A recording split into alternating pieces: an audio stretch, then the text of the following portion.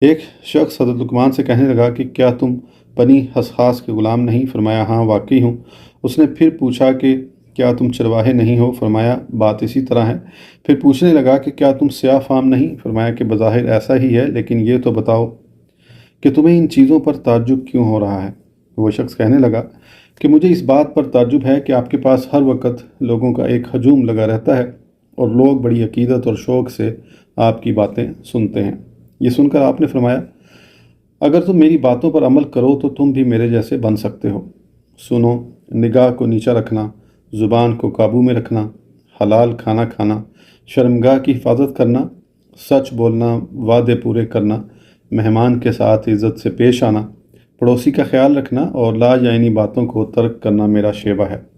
بس یہی وہ باتیں ہیں جن کے باعث میں اس مقام پر پہنچا ہوں۔ ان باتوں پر عمل پیرا ہو کر تو دیکھو تم بھی اس مقام کے حامل ہو سکتے ہو۔